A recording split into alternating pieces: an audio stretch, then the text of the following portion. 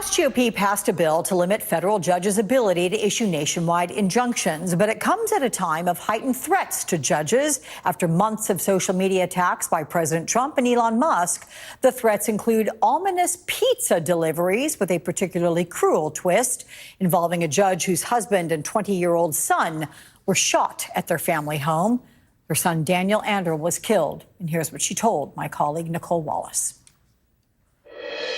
I was told that the second pizza that arrived at this judge's house, he had already received one before, the second pizza that arrived at this judge's house was sent by my son, Daniel Anderl.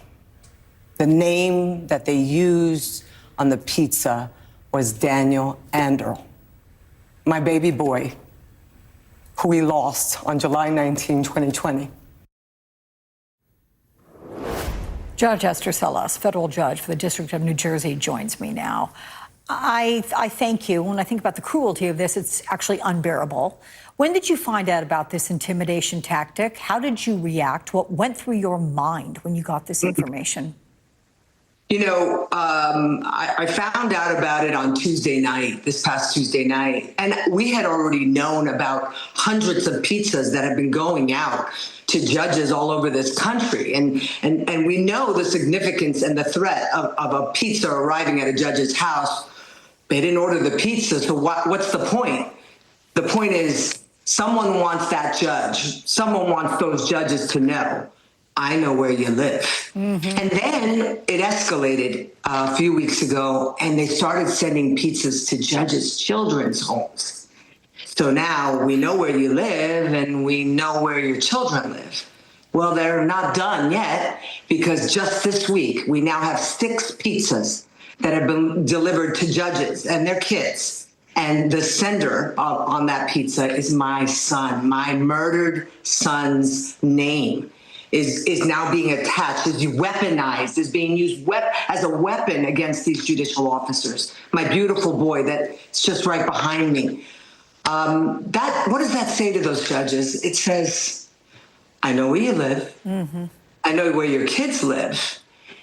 And do you want to end up like Judge Salas? Do you want to end up like her son?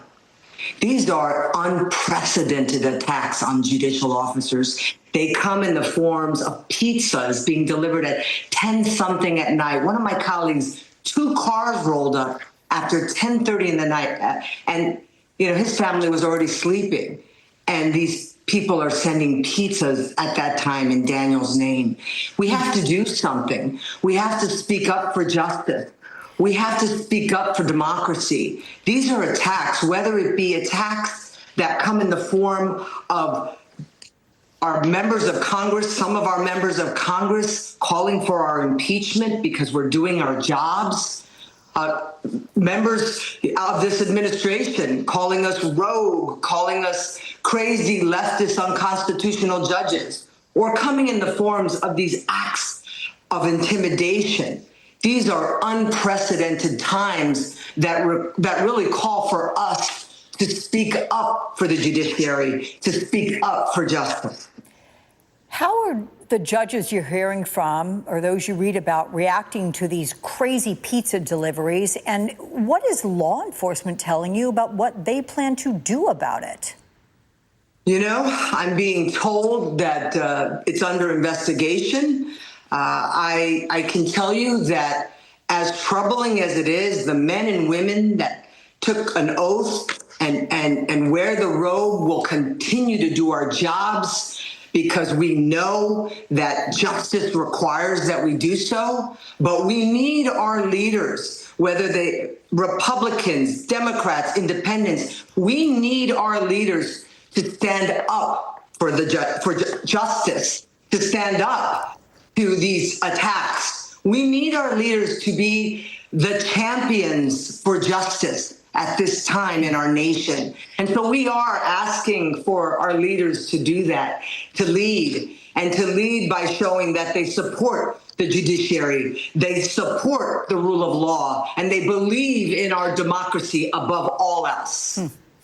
I know you'll be discussing this and a lot more at an event on Zoom this Tuesday. It is called Speak Up for Justice. So what is it about? Who should log on and be a part of it? Everyone should log on and be a part of it. It's free. It's a webinar. We're going to be speaking up for justice. We're going to be talking about the importance of our constitutional framework. We are looking to shine light on this issue, not heat.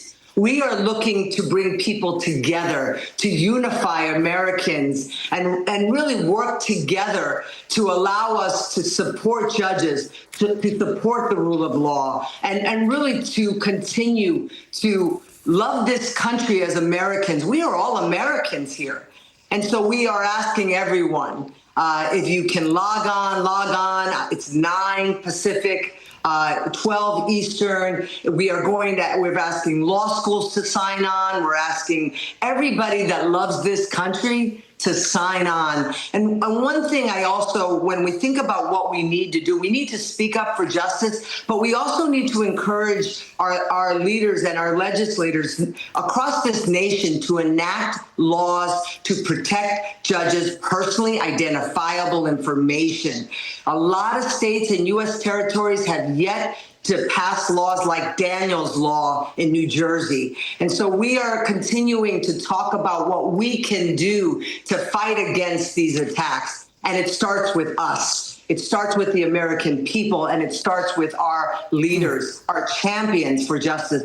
So I hope everyone logs on and joins us to support the judiciary and really to support the rule of law and to send a message that we all love this country.